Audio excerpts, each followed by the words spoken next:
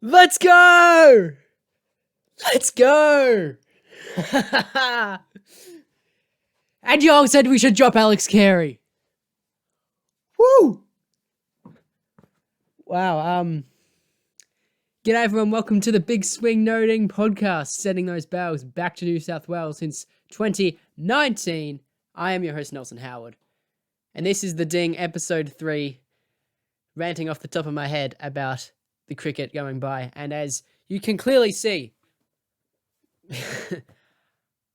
I am very happy with my team, Australia's performance at the moment. For once. I'm gonna not be obnoxious about that. Wow, what a win. First team to beat England in a bilateral ODI series on their home deck since 2015, I believe, which was coincidentally which was us, I think. I think we beat them 3-2 that series from memory. So that's pretty nice. We're the only team to beat England in an ODI series on their home deck in the last 5 years. So that's always nice. That's always nice to have. But what we need to talk about, Glenn Maxwell and Alex Carey. What did I say, episode 1? What did I say? Glenn Maxwell is one of the most versatile cricketers in Australia, and he's been used wrongly for so long. They found him this series. Sure, I still don't think he should be batting at 7 when Smith comes back. Actually, no, he works at 7. He works at 7 because, he can still go from ball 1. We obviously know that. And he has shown just what I was talking about in these first couple episodes, how versatile he is and how smart he is in just holding down an end. And he has done that all series. And he was rewarded with more than a run of ball, 108, and there was a match-winning 108 in conjunction with Alex Carey. I saw pretty much everyone going into this last ODI or even this second ODI saying, drop Carey, bring in Flip, or even Matt Wade people wanted. No, said Kez. Keza with his first international century. You love to see it. He played that Aussie grit, bro. He came in for 4 for... Maxwell came in at 5 for 72. And they put on 180, I think, for the 6th wicket. Yeah, Kez came in at 4 for 55, and Maxwell came in at 5 for 73. That's just insane. Alex Carey came on with the pressure on him. This was pretty much this was his do or die series. I said it in a group chat earlier last week. This could be the defining series of Alex Carey's white ball career internationally. And it is, because he has cemented his spot in the Australian ODI squad or team 11, whatever you want to call it, for the next year. I don't care, unless he goes on makes the Olympic rings in ducks, 5 zeros, but then, obviously he'll drop him. But I can't see him getting dropped now, which is great because I love Alex Carey. If you could not tell already, he plays with great grit and he's got great attack. He still seems a bit tedious early in the innings, but once he can sort that bit out of his game, he should be wonderful to go, and he should be one of our best keeper batsmen going around in quite some time. I think he was just the 5th Australian wicketkeeper to make a century in an ODI. You've got obviously Adam Gilchrist, you had Tim Payne, Matthew Wade, Brad Haddon was the other one. So he's the 5th Australian wicketkeeper to make a century in an ODI. And look, if he can just chip in with 100 every now and then, we're doing all right down at 7. And I know this is a complete change of pace to what I've been saying in about how disjointed this team is in the last couple episodes. But I feel really confident, We just beat England 2-1 with no Steve Smith. Marcus Stoinis, well, I'm going to be honest, he wasn't exactly an asset this series. So it's going to be nice having some reliability at the 3 position. Marnus was just pretty unlucky all series long. He did he did some questionable things, but he was like, for the most part, he got run out to last night. But he's Marnus. He'll be fine at number 4 for some time. Aaron Finch was kind of He's kind of David Warner, I don't really know. He's just had a out there sort of tour. He made a 50 in the first innings. That was kind of the T20. That was kind of nice, but then he hasn't done much since. That's fine. Yeah, he's David Warner. Like, people actually want to drop him from this ODI side. May I remind you, he is the top run scorer in this team over the last year and a half. We're not going to drop that. And he's David Warner. You know who he is. Like, if it was anyone else, I always go back to this sort of thing in terms of dropping class players. I think it was Ricky Ponting, and he was having an absolute stinker run in the subcontinent. All right, he was averaging 20 or something probably maybe even less than that. But you're not going to drop him because he's Ricky Ponting. And then that's what they did in the Ashes last year. David Warner only made 150, and he was kind of bad. But you don't drop him because he's David Warner, and he has the potential to turn a match on its head, and he has the potential to win a game for you at any point in the match. Any game, at any ball. That's how quick it can happen. I'm ranting about that, but he didn't do that at all. But no, that's just saying we're not going to drop David Warner anytime soon. He is going to play until he retires. That's the end of that. Furthermore, now bowling was the one shining light through the ODIs that it's been not the one shining light. It's been our bread and butter really this series. It's been absolutely superb for the top and middle overs, and then at the death it just sort of goes out there, down. Now, a death bowling really needs some improvement. I saw a couple people saying we might want to bring in Kane Richardson and Daniel Sams to bowl at the death. But to that, I say, who are you going to drop? You're not going to drop Mitch Starc. He's at this point of his career, bowlers at this point of where Starc is in terms of career length, he is the best ODI bowler of all time. At this point. I don't know if he's going to keep that up, but he is on track to be the best ODI bowler of all time. You're not going to drop Mitch Starc. Pat Cummins, he didn't have the best series or tour, but you just see every now and then not even every now and then, a couple times a match, he will give you a seed. And it changes the match. It's like I was talking about with David Warner just before. You don't drop him because he has that potential to just turn a match on its head just like that, and that is what he can do. Even if he just takes that 1 for 50 that he's been taking, just about every. I think all these games he's taken about that. I'm not sure in the a couple did he take 2 from one match? I'm not sure, but he just took 1 this time around, but it was an absolute jaffa. Absolute jaffa to Johnny Bairstow, the set batsman who was going to destroy us. What he already had. He'd scored 117, but that was before. It could have got really ugly. There was 10 overs to go. If Cummins doesn't take that wicket, we don't win the match. So, obviously, we're not going to drop Cummins. And Josh Hazlewood, do I even need to say how good he has been this series? Sure, he might have taken none for 68 this match of 10 overs. But in the first 2 ODIs, he was kind of insane. 3 for 26 in the first match, and he absolutely locked up this end. His end of the pitch, really.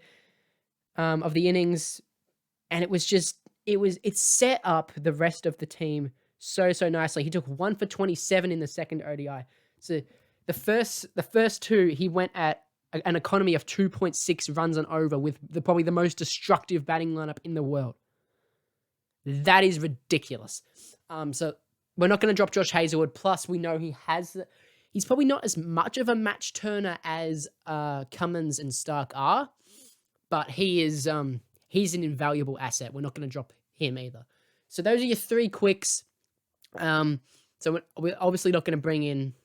I think that should be obvious. We're not going to bring in Richardson or Sams. But I would say even Meredith, but he's not a death bowler. We don't need another express paceman opening the bowling. What do you mean another one opening the bowling? It's going to be Stark and Hazelwood now for the length of time. Hopefully Hoff can keep this ODI position because he is very good. He is very good, and when he is utilized correctly, like he was for the most part this series, he is deadly. What? Is deadly really the right word for Hazelwood? I mean, like he is a frightening bowler. Well, he's not, see, that's the thing. Like people assume that Hazelwood, just because he hits his length and his spot so well, and he'll bowl an ODI basically at test length, right? People assume that he's just like, we could swap him, like as a reserve, we could swap him for Siddle, like that a couple years back. People forget that he bowls 140 clicks easily. Like come on, bro. He's not like sure he has that he has the more consistent, I'm just gonna peg you down here, but he also has the fire. Like I don't think people really realize how menacing he can be. And I think, like I said before, he doesn't really have the match turning ability of someone like a Stark or a Cummins does in like just like that instant. But he's certainly right up there with the best in the world, really. Like to say he's not as much of a match turner as Stark and Cummins, two of the best, certainly the 2 best Australian bowlers of this generation, is or quicks at least, is quite insane. Like it's no slouch just to be like thereabouts with them. And if things all went right or still can go right for Hazelwood, he'll be right with them in the all-time greats category. And that is something that I think all Australians and the rest of the world can look forwards to, is a bit of Josh Hazelwood magic. Yes. So what was the original point there? Sams and Richardson are not coming in for them. Adam Zampa is like he's your spinner. He's been great, and he's leg spinner. It doesn't make sense to drop him from there. Zampa, by the way, was kind of robbed of man of the series. Not kidding.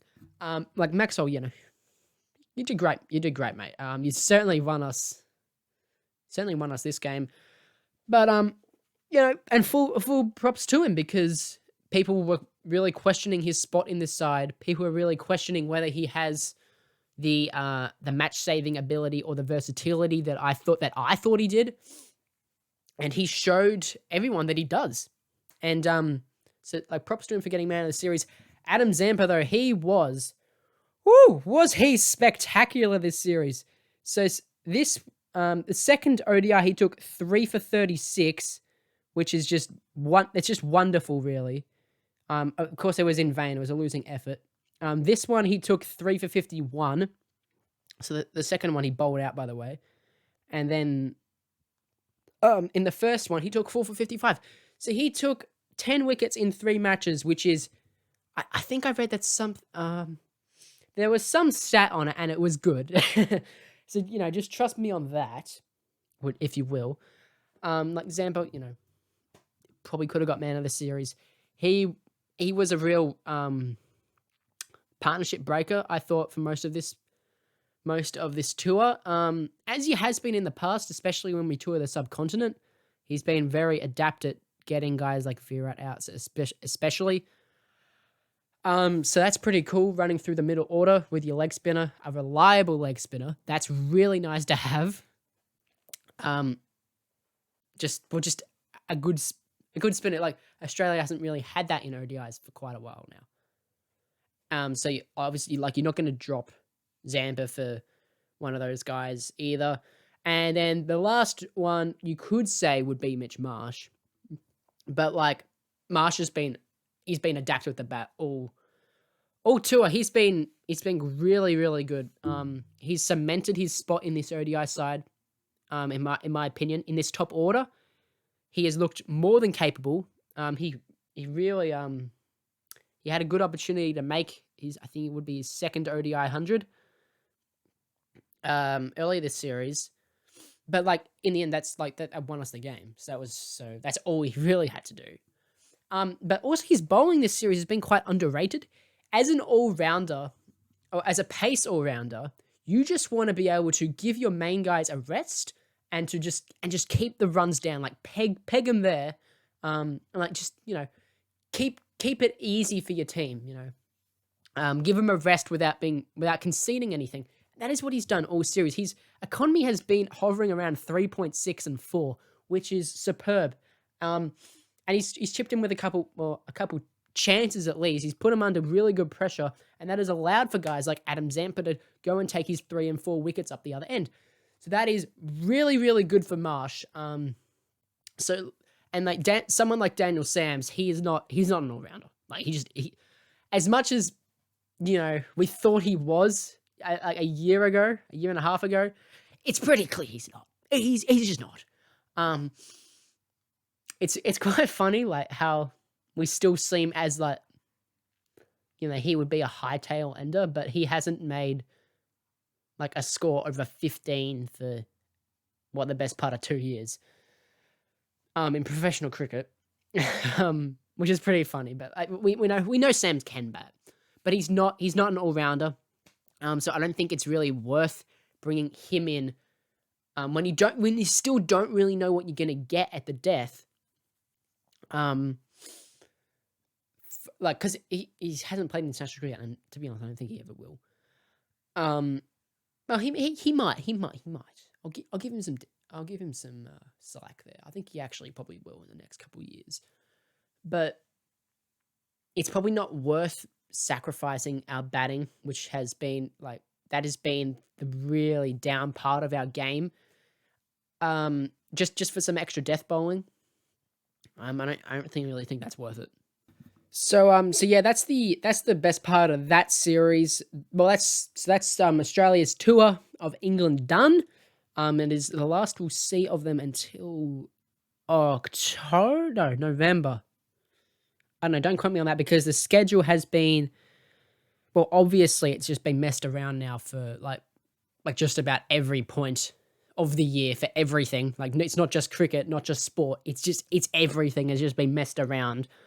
So this Australian summer will start somewhere around there. I think we've got a test against Afghanistan, which is that's pretty exciting. I'm really interested to see what approach either side takes to that. That'll be a bit fun. But until then, so yeah, this series is just wrapped up, and Australia have in fact, we're now 4th in the world for ODIs, so that's pretty nice, and we're first for Tests, first in T20s. We could complete the triple Nelson if you don't, and go the 1-1-1 in ODI. Like, if we could be number 1 in ODIs, like England they're way out in front for the number 1 ranking, and we just beat them on their home deck. So that's pretty nice without our best bat. Like I'll take that.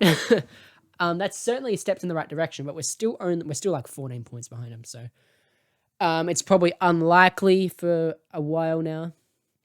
But it's certainly a morale booster, and it certainly gives us more direction. Having said that, though, it's kind of like, how many of these guys are actually going to be there in the next World Cup in 2023? I'm not sure how many will. Like we said, Warner and Finch are going to retire then. I think that's what they said, both of them. Steve Smith is obviously going to be there. Marnus is quite young. Pat Cummins will be there. Mitch Stark will be there. See, I can't even say for certain that Adam Zampa will be there. Like, I think he will, but there's 3 years in between then and now. And like Zampa isn't like he's a great bowler. Like he's actually no, I don't think he's quite great. He's very good. He's very good for what he does in this side.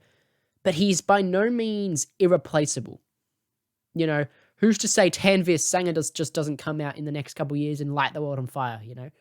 So, I mean, that would actually kind of be good for us, but whatever.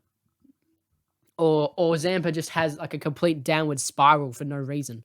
Like, you know, there's nothing to say that. And it's the same thing with guys like Mitch Marsh, Alex Carey. You know, you guys know, I still believe in Alex Carey. And I really, really hope they keep persisting with him. I like, as your keeper, if all he needs to do from here is just chip him with a 30 odd. That's all he needs to do, and he'll keep his spot in the team for quite some time. Next couple years, hopefully. Obviously, like situational 30s, like quick run a ball, or just rotate the strike, go from ball one if you really have to. Whatever. Save the innings, make 100. You know, just an idea. That he is all too familiar with. I'm still over the moon for him, bro. He got his first international 100, and he's been in the guts of it for so long now. I'm really pleased for Carey. Seems like a great guy as well. Like I love Maxwell as well, but there's also nothing to say that Maxwell is going to be there in 2023. So there are still, you know, holes in this side that may need to be plugged before the next World Cup. It's going to be, I think this is a good side for the next 2 years. If the World Cup was in 2022, like say, mid 2022, I think we would be in with a shot. Would we win it? I don't know. I think we could make the final. I mean, we just beat the defending champs on their home deck. Yeah, you know, sure. I think we would win. I think we would win in 2022 or 2021 World Cup. But the World Cup is in 2023, so I don't really know where that puts us. But, you know, I think it's good for now. So, you know, we can rest for that sort of bit. Hopefully we can rise up and get in the top few of the ODI rankings. That would be nice. But for now, while Australia have gone away, I will be moving my focus on cricket to away from the green and gold, and instead to the blue and orange. It's IPL season, and I have got to be honest, I'm a cricket nerd, right? I would like to think that I know everything there is to know about cricket, or just about, but from this little, like the last 5 or so years, last 10 years, well, probably more than that. But, you know, I love cricket. I'll think about it, talk about it all day if I really had to. Even if I didn't have to, I would. But I have never been like properly into IPL. And this season is a bit confusing because it's just going to be so weird. And there's so many player movements, and there's going to be all these, like the grounds are going to be different. All the quarantine periods are going to be different. It's going to be very odd. And so it's probably not going to be a true representation of where things are at. And, you know, for someone like me who gives predictions and whatnot, and what we think of where teams are at, it's probably going to be a bit trickier. But, you know, I think this is going to be the season that we knuckle down and we watch some IPL, which starts in about a week, I think. This here says 19th of September, but I'm not sure that that's true. I don't actually have a domestic team in any form of cricket. Actually, no, I do that's a lie. In first class games of Sheffield Shield in Australia, I go for Victoria because I live in Victoria. But like aside from that, I don't have like a supported team because I always like watching. I watch domestic cricket more for like the guys that are coming up and where that puts things with selection and whatnot. So I just like I like the players more in first class cricket, and you know there are players that I support more than others. But you know that is what it is. So I don't have an IPL team at least going into this season. Okay, yes, it does start 19th of September, apparently. Of course, in the UAE. It doesn't have the fixture here yet, though. But that'll be interesting. So I'll give my thoughts on that when that kicks off. Probably in the first few days, I'll give a wrap up maybe like the first 3 or 4 matches. Of course, it will be emphasized on the Aussies because that's who I am. But I will try to keep it more widespread. I know there's a lot of New Zealanders watching. G'day to you guys. There's some English. Obviously, there's Indians. There's even a couple in the United States. Shout out to you guys for sticking with the Big Swing Noting podcast. Very appreciated. Ireland, everyone else. Thank you all guys. Thank you guys all so much. So I will try to branch out in that regard. And give you guys a bit more of a feel for things. So yeah, I'll be sure to give my thoughts on the IPL coming up, and that'll be kind of cool. Well, I might give my predictions. Like, I haven't really looked too hard at it at the moment. I might give my predictions at the end of, say, week 1, or like when the teams have all played a couple times. Then I'll give a full ladder prediction, golden cap, all that stuff. No, is it gold? No, golden. No, it's purple cap for the wicket, is it? I can't remember. This is how much I know about IPL. I couldn't even tell you who won last year. I know MS Dhoni plays for the Sun. No, the Super Kings. CSK. Yeah, it's the Super Kings. Chennai. Oh god, I'm embarrassing myself here. Yeah, but that'll be interesting. And then if you guys really want, I've been loosely following the Bob Willis Trophy, only loosely. Like it's English. I don't really want much to do with them. Just kidding. Of course, we love our English. Not really. Some more than others. What am I rambling about? I'm not really sure. Kind of going off my head here. But between now and then, let me know what you guys want to see on this podcast.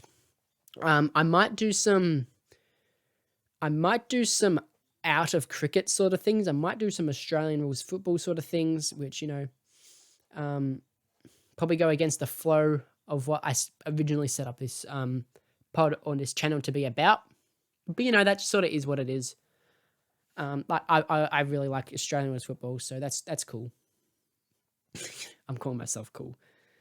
So we might do a rundown of that because that's coming into finals.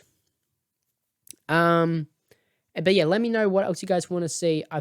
I'm getting this studio sort of thing really set up now.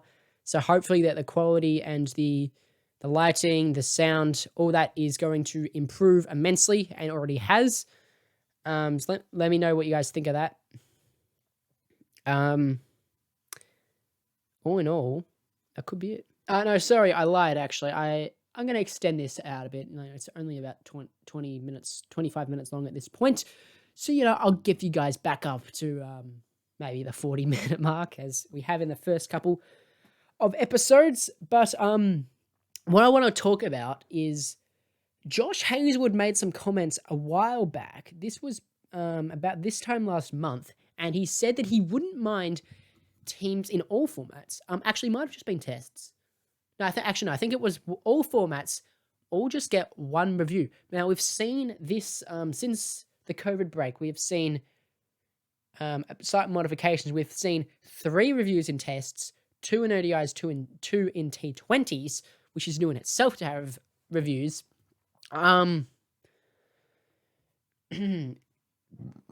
Excuse me. But, at first glance, it sort of seems, well, no, why would you want to do that? You want to, it brings an element of drama. You want to get more decisions correct. But he raised a very good point, and I think a lot of people often forget this about the DRS, is that it was brought in to remove the roughie. It was, not the roughie, the screamer, the shocker. All that. And, you see it. You see it at, maybe once a match. Even that, umpires in professional cricket are very good, or international cricket at least. I think a lot of people kind of disrespect them a lot. There have been some absolute shockers in the last year. Joel Wilson, I'm not going to say much more there. But, if you just have one review for the whole match, right, what it means is you're less likely to take a gamble. You're less likely to slow the game down. It's more likely to just get things right. It's less likely to create more drama. So with the one review, it makes teams think about it a lot more, is what Josh Hazelwood was saying, because it means that they wait for that absolute, what's the analogy I'm looking for? Whatever. Just like the absolute shocker of a call and whatnot, and say, I'll use that later. But I don't know. Like, I hate talking about this game, obviously. Headingley last year, would Tim Payne have used, if he had one review for the entirety of of the innings, would he have not reviewed like all of his blunders, and especially the one that was way outside leg, and would he have just left it for the one that was, absolute dreadful decision from Joel Wilson, and it was obviously plumb in front? Would he have left it for that? I don't know. I think it would make captains I think it would make captains and teams more considerate of what it means. Like we've seen two reviews this series, and they have just been. Was the first one in the T20 series? Actually, I'm not sure. There's no nice way to put them. They have just been dumb as hell decisions. It's like there wasn't even close to the bat. Actually, I think the one with the Australian, the pad rather, the one the Australians reviewed last night, like at least the bat hit the pad, I guess. But it's like here's the pad, right? Say my mic's the pad, and then here's my hand's the bat now, and then here's the ball. Like I don't really know how. That's just sort of slowing the game down for the sake of hoping. It's hoping for cricket, and that's not what sport is. It's not a hope game. It's a skill game. Or even I guess it is a skill to DRS. Like Jason Holder's a very good reviewer. Kane Williamson, Tim Payne are not. Virat Kohli, when it comes to himself, isn't good. Stuart Broad, when it comes to himself, isn't good. But I think with any sport, you want to see just free flow of the game or the code of your choice, and we see it in VAR for football or soccer, whatever you want to call it. And there's been absolute outcry. The fans just hate it. Is it because most of the decisions are wrong? Maybe it is. The bunker in NRL is the same story. The arc in Australian rules football is similar. Actually, I think it's probably one of the more better ones. But it's just when there's pointless slowing down of the game, especially when the decision is just clear as day. That's just going to the umpire's review for no reason. It's just no one likes it, because you're just waiting around watching a screen. It's not what we want. We want to see runs coming off the bat. We want to see the best athletes running across the pitches. We want to see some pure athleticism. I hope that is what happens in the future. And so that's why I wouldn't mind this Josh Hazelwood suggestion and see one review for the innings for the batting and bowling side each.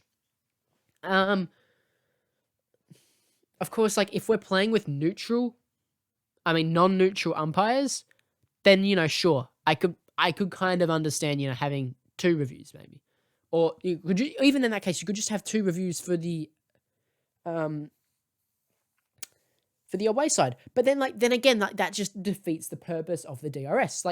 It's to eliminate those terrible decisions. And if it is terrible and if it's obvious, then you shouldn't need two reviews. You just need the one. Because it should be obvious that it's not, you don't need to waste a review. Oh yeah, this is going to be a review that we're going to win.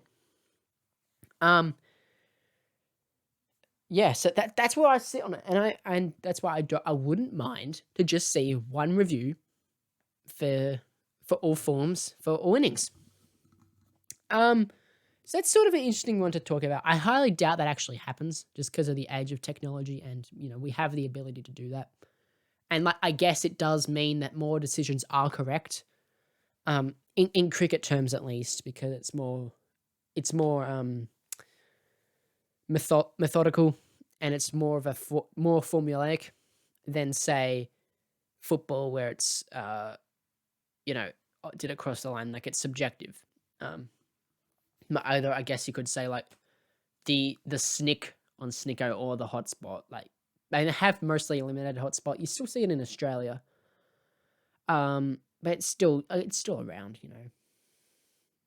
like, that could be said to be subjective, but I think it's certainly more formulaic in cricket. So I guess, like, they probably won't change it, but it would be interesting to just see one review aside. I think it would bring a game of more drama into the game. More drama without, like, it's more drama based on the game itself, rather than, it's like, we don't want drama created by the digital review system. We want it created on the field. We want it because it's a cracking game. That's what we want. What else? So that was what I was going to talk about on the podcast a few weeks ago. It's actually about a month ago at this point. Oh, this is interesting. Babar's place in the Fab 4, is it now officially a Fab 5? Or is it just a Fab 4 with no Joe Root? Now, let me say this. Joe Root is one of the most disrespected and, honestly, at this point, underrated players in world cricket.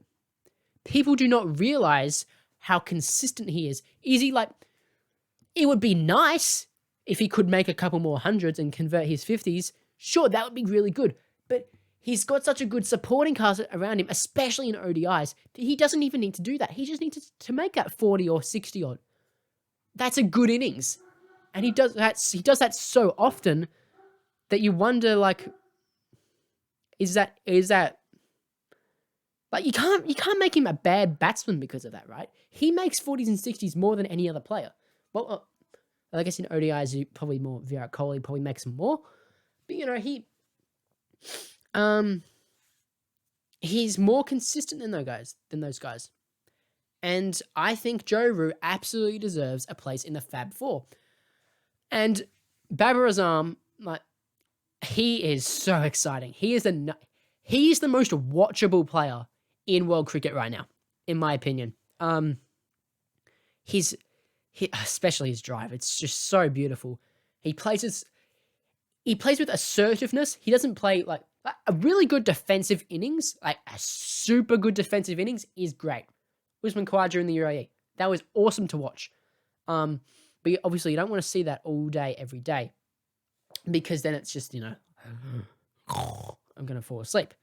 But you also don't want to see, like, all out attack, because that's, it's slogging. It sort of makes you look like a hack.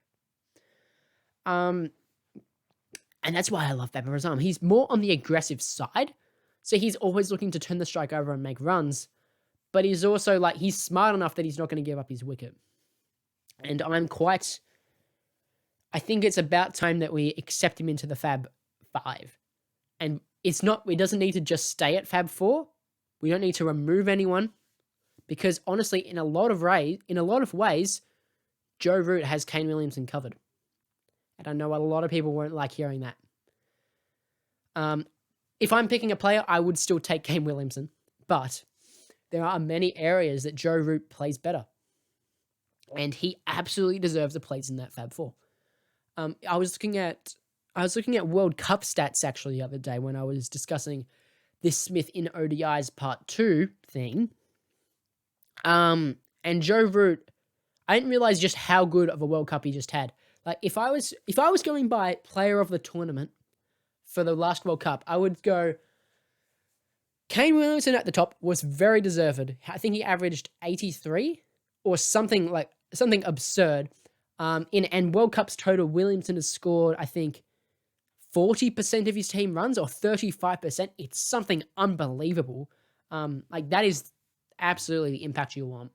So it was Williamson at the top, then Shakib Al Hassan. Originally I thought, Shakib probably should have won player of the tournament. And ultimately, he probably still, in my opinion, he still probably was the best player in that tournament. But, if you can't get your team out of the group stage, even though, that's not his fault, And the other guy is the captain of the team that makes it to the final, and like the barest of margins could have been champion. If it comes down to that and just separating, I would probably take Kane Williamson in that World Cup. But the point was Kane Williamson, Shakib Al Hassan, and number 3 was Joe Root. I think he made 650s or 750s. Maybe that's a total exaggeration and just totally wrong. But he was very, very good in the World Cup just gone. And people just, they overlook it because people, as good as, 50s are to recognize, and that's what makes you a good, you are recognized as a good batsman. That's why people know that Joe Root is a good batsman. But that doesn't mean that they're going to be instantly elite.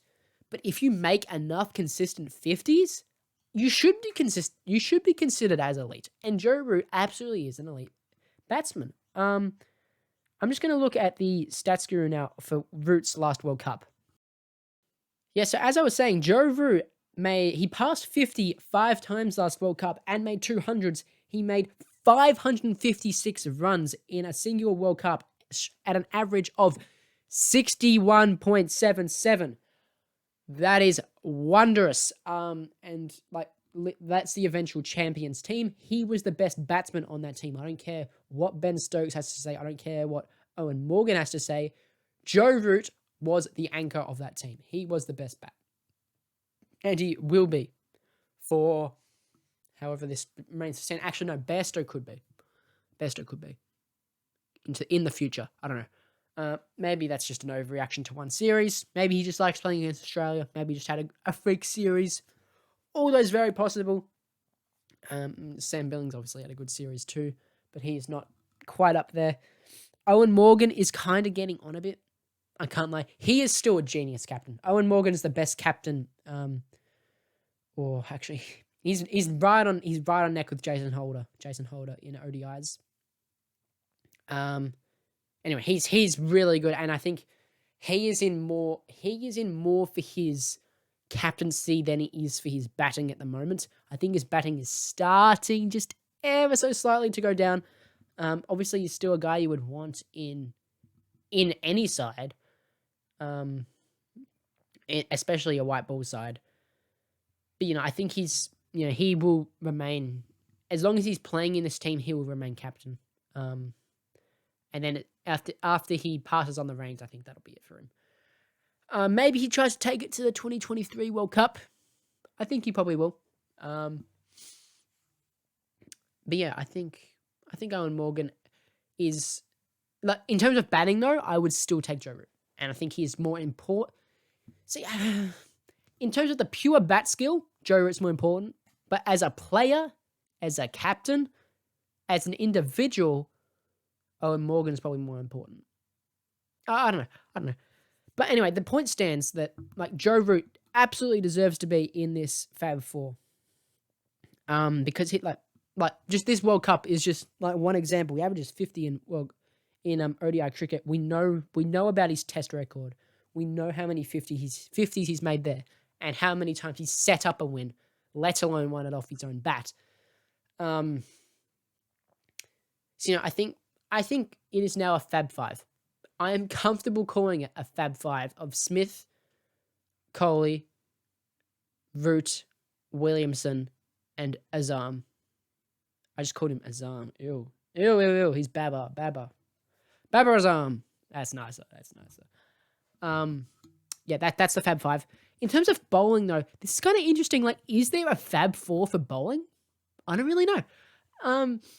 I get if I were to make, say, a tier list, that would probably be a bit more interesting. Let me know if you guys want to see that in the future for for captains, for batters, for country specific. Because I can do that if you guys want. But in terms of bowling, I'm gonna stick to tests here. I'm gonna stick to tests because I just like tests more, and I think it's easier to get a gauge of where things are at with each player. Pat Cummins is obviously in, say, a Fab 4. He is S tier. Cummins is S tier. I am willing to put Jasper Boomer in S tier. Last year he wasn't that good, but it was mostly because he was coming off injury. And just a bit of a reality check. He's still super young. He's got an amazing, amazing future ahead of him. I would obviously still take Cummins over him, but I think Boomer isn't that far behind. He's not far behind at all. And then for the rest, like Jimmy Anderson is, we know everything about Jimmy Anderson at this point. He's not even a once in a generational bowler. He is a once in just about a centennial bowler. Actually, that's probably putting it a bit nicely. But he is, he's historic. He's historically good. But these days, is he S tier? I'm not sure he is. Stuart Broad was actually left out. Like I was planning to talk about the tests that have gone by in England over the past month or so. And, I watched all of them right to the end on each day's play, which was like 4 a.m. Well, I didn't watch it every day to 4 a.m. But,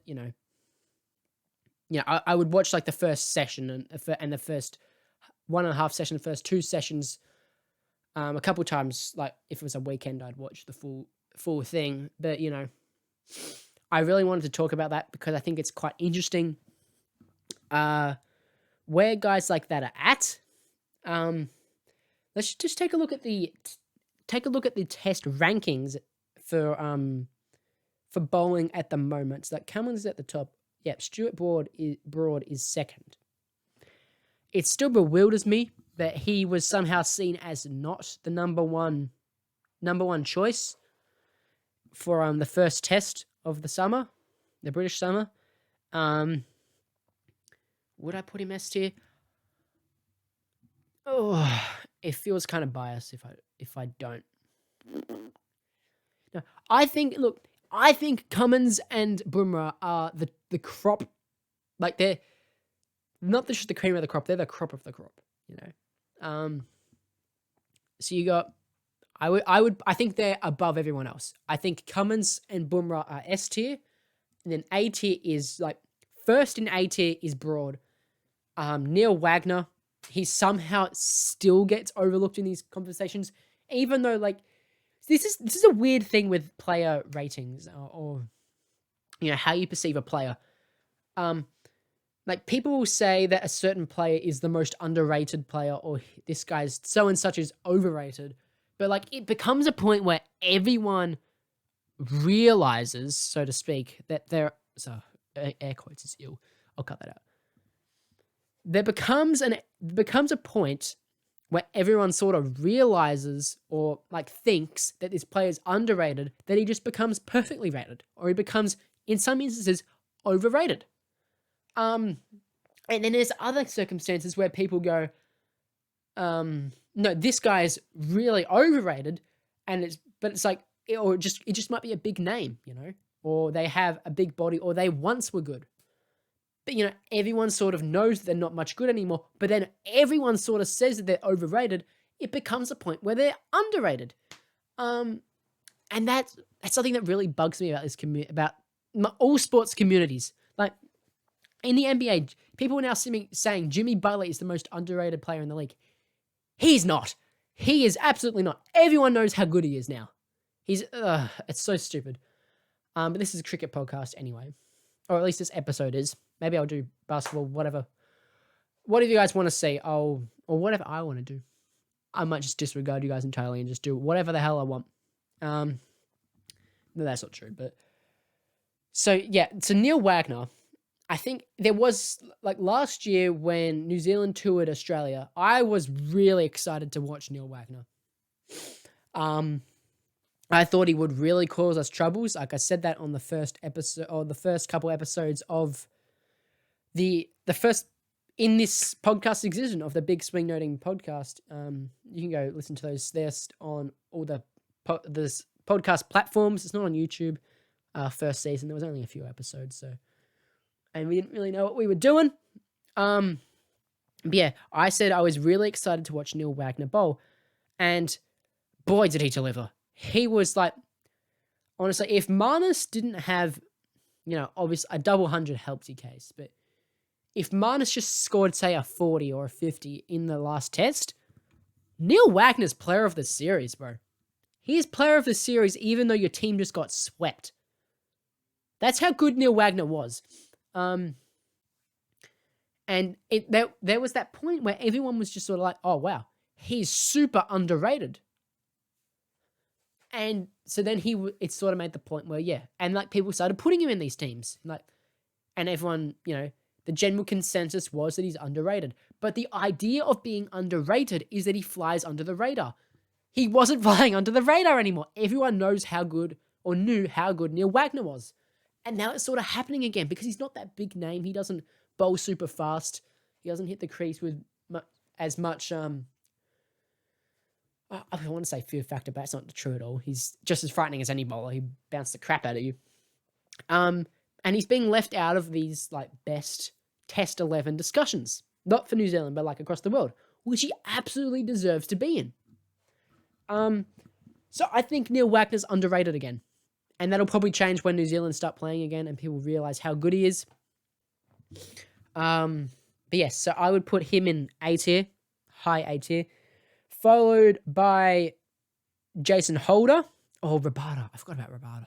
I always somehow forget about Rabada. And I'm like the only one that does. Like I was talking about how people forget about players. I think Rabada has sort of gone under the radar in the last year or so. But people know how good he is. Look, I would be tempted to put him in S tier. I'd be really tempted to. I don't think he's the level of Cummins and Boomer. I'd put him top of A tier. Yep. Rabada, Holder, Broad, and Wagner. No order there. And then, like, this is just test paces. And then the one that sort of remains is Tim Southey. This is difficult because, Tim Southey has been...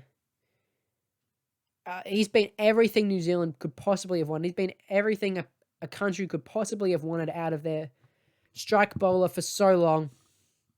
Or just a bowler for so long. He's been such a good servant to them.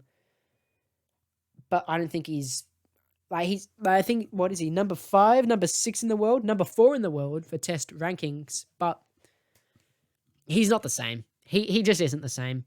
I would still put him in B tier, but he's not A tier anymore. He's not to the level of the guys that I listed before. I also didn't talk much about Jason Holder.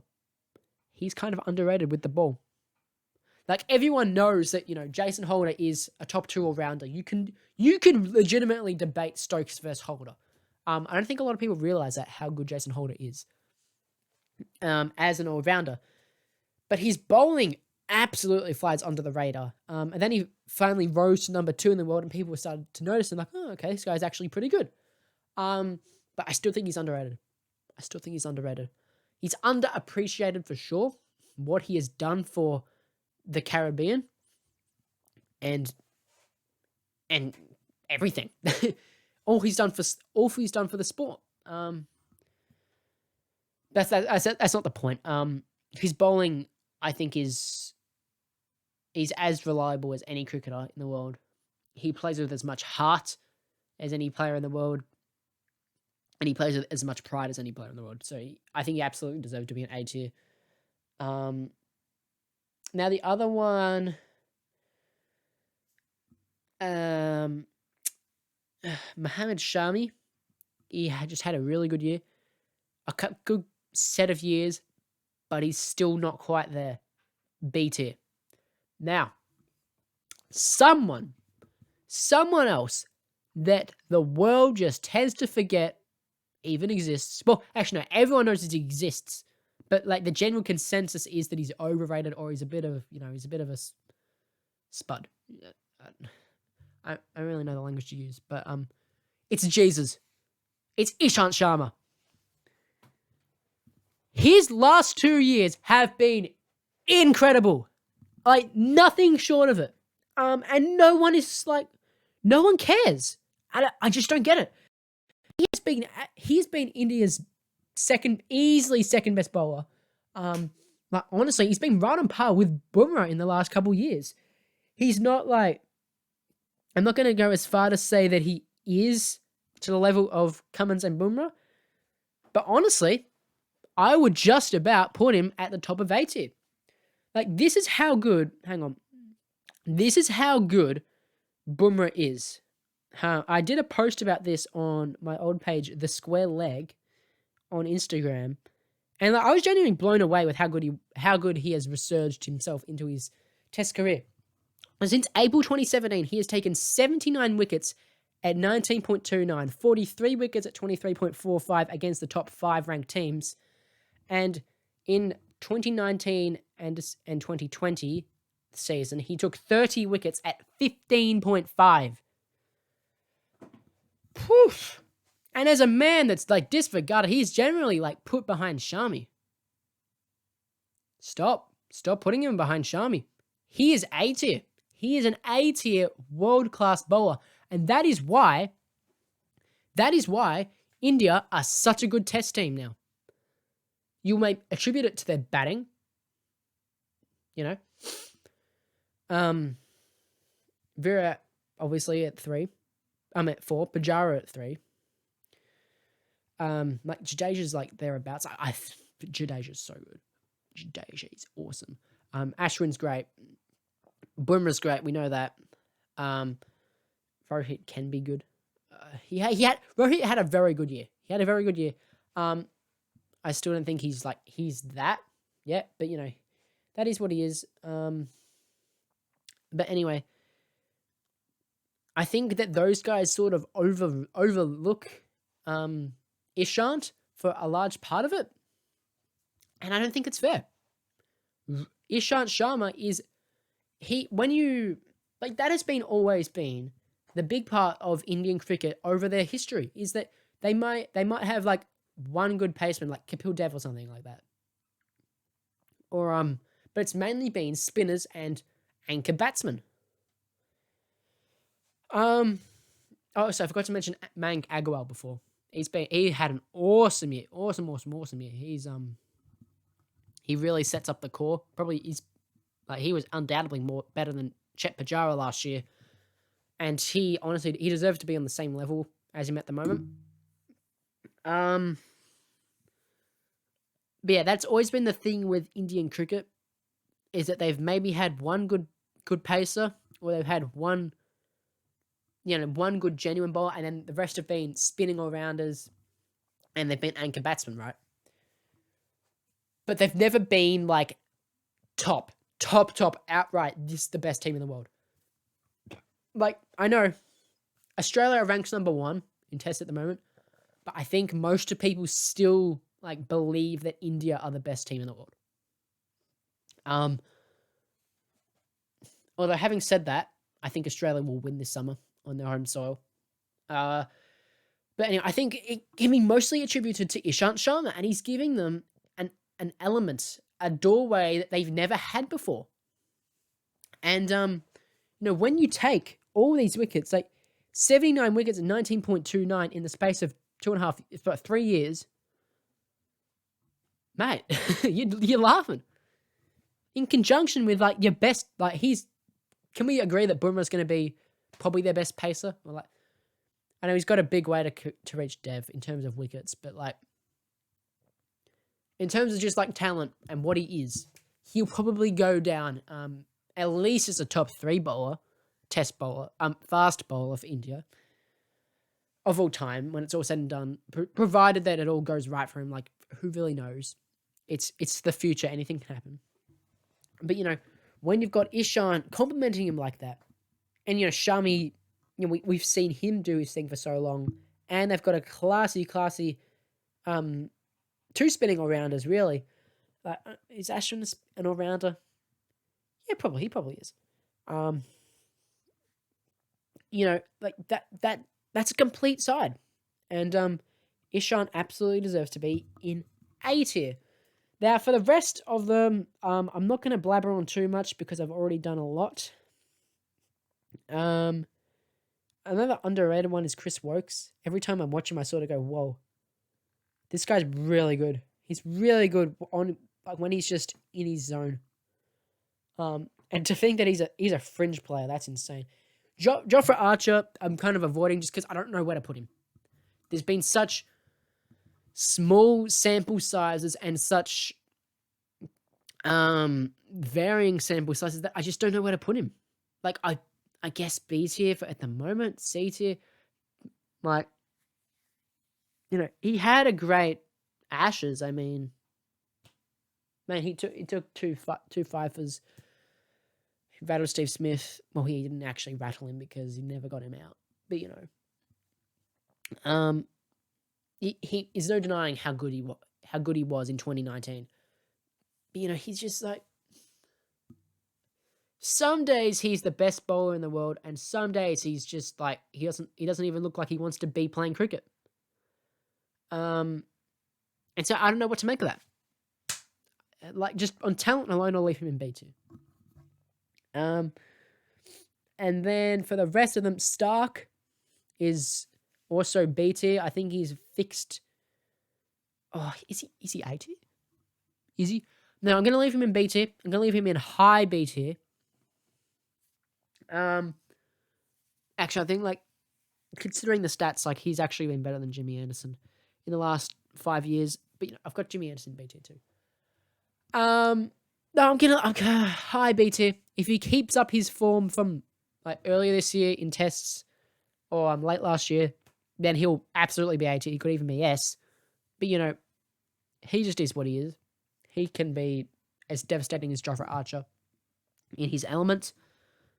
So I'll leave him there for now. Trent Bolt is the same. I think he's a great strike bowler. He's just a great bowler, full stop. He's pushing A tier, dude. He's pushing A tier. But I'll just leave him at top of B for now. That'll do, I think, for the tier list thing. In terms of picking a big four, Cummins, Bumrah, Rabada, and Wagner. There. No thought. That's my Fab Four. Thank you all very much for listening to the Big Swing Nerding podcast. If you enjoyed, make sure you drop a like if you're on YouTube and subscribe to help us grow. Give it to a mate, and comment and give us some suggestions. Shoot us a DM on Instagram. Leave a review if you're on Apple Podcasts, Google Podcasts, whatnot. If you're on Spotify, thank you very much. You can find us on all your favorite podcasting platforms, as you'll know because you're listening to it. That's a dumb thing to say. Business inquiries in the description. You can also support our partners if you look in the description. Thank you all very much for those to those guys for supporting me and this podcast on its short journey so far, but getting it this way. We've got so much more to come in the history of the Big Swing Nerding podcast. So make sure you never miss a moment.